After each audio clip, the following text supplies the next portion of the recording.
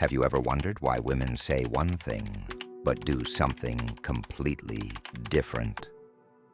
What if I told you that everything you've been taught about what women want is not just wrong? It's deliberately designed to keep you confused, frustrated, and ultimately unsuccessful with the opposite sex. Today, I'm going to reveal the uncomfortable truths about female psychology that women themselves often don't consciously understand, but that govern their behavior in every relationship. For decades, men have been fed a narrative about women that sounds noble and enlightened, but produces disastrous results in real life. You've been told that women want equality, that they're attracted to sensitivity and emotional availability, that treating them like queens will earn their love and respect. But if this advice actually worked, why are divorce rates at historic highs? Why do so many nice guys end up alone, while women consistently choose men who seem to ignore this conventional wisdom? The answer is simple. There's a massive gap between what women say they want and what they actually respond to. This isn't about women being dishonest. It's about the difference between their conscious ideals and their unconscious biological programming. Today, I'm going to expose these contradictions, explain why they exist, and show you how understanding female psychology, as it actually operates, not as we wish it operated, can transform your relationships forever. This isn't about manipulation or disrespect. It's about understanding reality so you can navigate it successfully. Part 1. The conscious versus unconscious divide. The first truth you need to understand is that women operate on two levels, conscious and unconscious. Their conscious mind holds their ideals, values, and what they believe they should want.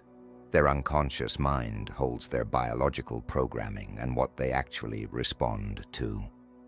This creates what psychologists call cognitive dissonance, the gap between stated preferences and revealed preferences. For example, a woman might consciously value kindness, emotional availability, and equality in a partner, but unconsciously, she's attracted to confidence, leadership, and men who don't need her approval. She genuinely believes she wants the first type, but consistently chooses the second. This isn't hypocrisy, it's human nature. We all have conscious ideals that don't always align with our unconscious drives. The difference is that men are generally more aware of this gap in themselves, while women often aren't. Understanding this divide explains countless relationship mysteries. Why women lose attraction to men who become too accommodating. Why they're drawn to men who seem slightly out of reach. Why emotional availability often kills attraction rather than building it. Why treating a woman too well can backfire. The key insight is this: if you want to understand what women actually want, don't listen to what they say. Observe what they do. Their behavior reveals their true preferences far more accurately than their words. This doesn't mean women are lying when they express their conscious preferences. It means their unconscious programming often overrides their conscious intentions, just like it does for men in different areas. Part 2. The attraction paradox. The second brutal truth is what I call the attraction paradox. Women are most attracted to men who don't need their approval, yet they consistently try to train men to seek their approval. This creates a destructive cycle. A woman meets a confident, independent man and feels intense attraction. But once in a relationship, she unconsciously begins testing his boundaries, challenging his decisions, and trying to make him more accommodating and approval-seeking. If he maintains his independence and doesn't change, she remains attracted but feels frustrated that she can't control him. If he becomes more accommodating and starts seeking her approval, she loses attraction, but feels more comfortable with the control. Most men, wanting to make their partner happy, choose accommodation. They start asking permission, avoiding decisions that might upset her, and prioritizing her emotional state over their own judgment. This kills attraction while creating the very dynamic the woman consciously says she wants. The paradox is that women need to feel they could lose you to remain attracted to you.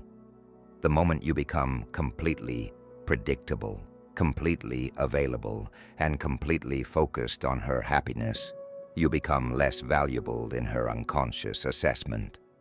This explains why relationships often start passionate and become routine. It's not that the love fades, it's that the man gradually shifts from being attractive, independent, confident, slightly unpredictable, to being comfortable, accommodating, predictable, approval-seeking. The solution isn't to become distant or uncaring. It's to maintain your independence, your standards, and your willingness to prioritize your own judgment, even within the relationship.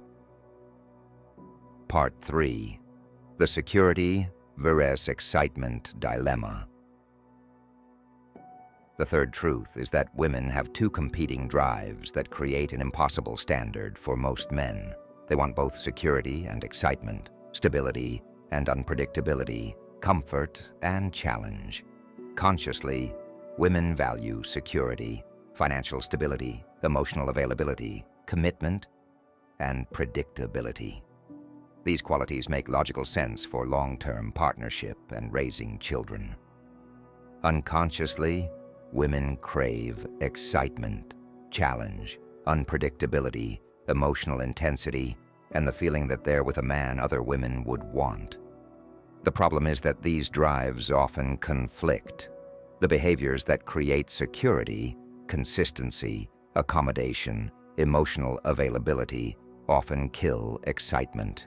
The behaviors that create excitement, unpredictability, independence, emotional challenge often threaten security. Most men try to solve this by providing maximum security, thinking this will make women happy. But security without excitement leads to boredom, resentment, and eventual loss of attraction. The men who succeed long-term understand that they must provide both, but in the right proportions and at the right times. They offer security through their commitment and reliability, but maintain excitement through their independence and unpredictability. This might mean being completely reliable in your commitments, but unpredictable in your activities. Being emotionally stable, but not emotionally dependent. Being financially responsible, but not financially boring. Being committed to the relationship, but not losing your individual identity. The key is understanding that you can't eliminate either drive. You must learn to satisfy both without letting them cancel each other out. Part 4. The testing phenomenon. The fourth truth is that women constantly test men, often unconsciously, to determine their value and suitability as partners. These tests come in many forms. Emotional tests, creating drama to see how you handle pressure. Boundary tests, pushing against your standards to see if you'll maintain them. Loyalty tests, creating situations to see if you'll choose her over your principles. Strength tests, challenging your decisions to see if you'll stand firm. Most men fail these tests because they don't recognize them as tests. They think the woman is genuinely upset, genuinely needs them to change their position, or genuinely wants them to prioritize her feelings over everything else. But these tests aren't about the surface issue. They're about determining whether you're the kind of man who can be trusted to lead, who has genuine confidence, and who won't crumble under pressure. When you fail these tests by becoming defensive, changing your position, or prioritizing her emotional state over your own judgment, you signal that you're not the strong, independent man she's unconsciously seeking. When you pass these tests by remaining calm, maintaining your position, and not being emotionally reactive, you demonstrate the kind of strength that creates genuine attraction and respect. The crucial understanding is that these tests never stop. They're not something you pass once and then move on from. They're an ongoing part of how women evaluate and maintain attraction to their partners. This isn't malicious or calculated. It's largely unconscious. Women test because they need to know they're with a man who can handle whatever life throws at them, including her own emotional intensity. Understanding these truths about female psychology doesn't make women the enemy. It makes them human. Just like men, women have biological programming that doesn't always align with their conscious ideals or modern social expectations. The difference between men who struggle with women and those who succeed isn't that the successful men are better looking, richer, or luckier. It's that they understand and work with female psychology as it actually exists, not as they wish it existed. This means recognizing the gap between what women say and what they respond to, maintaining your independence and standards even within relationships, providing both security and excitement in the right proportions, understanding that testing is normal and learning to pass those tests. Most importantly, it means taking responsibility for your own success with women instead of hoping they'll change their nature to accommodate your approach. Women aren't broken, and they're not wrong. They're operating according to millions of years of evolutionary programming, just like you are. The question is, will you learn to work with that programming, or will you keep fighting against it?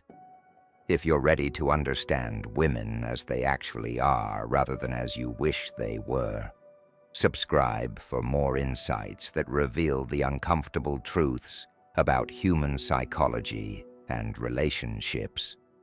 Remember, the truth might be brutal, but it's also liberating. Once you understand the game, you can finally learn to play it successfully.